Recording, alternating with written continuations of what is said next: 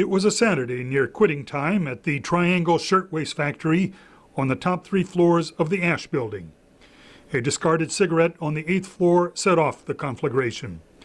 Those on the 10th floor, including the owners, were warned by telephone and escaped. Most workers on the 9th floor were doomed by a locked door, panic, just a dozen pails of water, and a small elevator. At least 50 burned to death.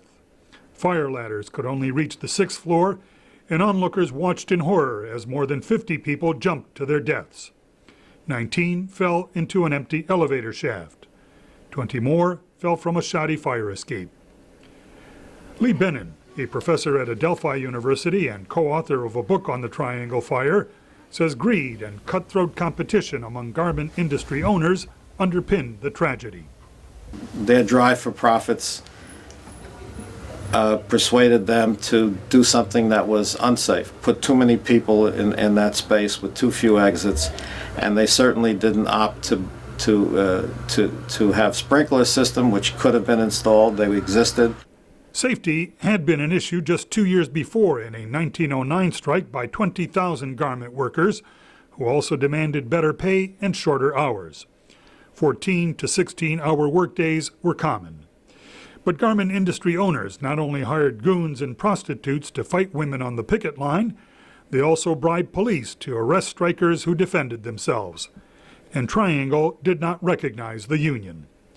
The fire revived public memory of the strikes as 400,000 people, every 10th New Yorker, came in a driving rain to pay their respects to victims of the fire. And people wondered, had they won that struggle more decisively, had their union been recognized, would this fire have been avoided? Government officials could no longer ignore the public. Catherine Weber is author of Triangle, A History of the Fire. She spoke at a recent commemoration of the tragedy at Adelphi University. There was this tremendous sense in this country that somebody should do something. And for the first time, government wasn't just serving business, wasn't just serving the interests of commerce, but was actually expected by the people of the United States to take care of people. In response, government set standards for workplace safety, minimum wages, and maximum hours, standards that remain in effect throughout the United States.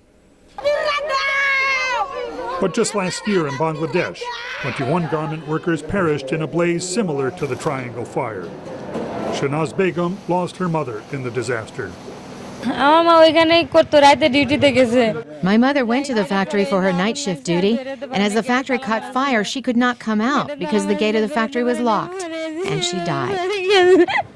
At Triangle, owners Isaac Harris and Max Blank were acquitted by a jury of deliberately locking a door to prevent theft. The decision further energized the labor reform movement. But now, Professor Lee Bennon says, those victories of U.S. labor 100 years ago could become an empty triumph as Americans lose jobs that are shipped to countries without adequate labor laws. Labor, if it wants to prevent that really truly horrible eventuality from taking place, needs to be an international movement, and needs to have solidarity across national lines.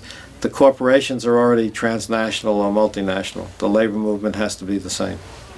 The building where the Triangle Fire occurred was donated to New York University and is now known as the Brown Science Building. Plaques commemorate the disaster, whose victims and their legacy for the American labor movement are remembered every year. Peter Fedinsky, VOA News, New York.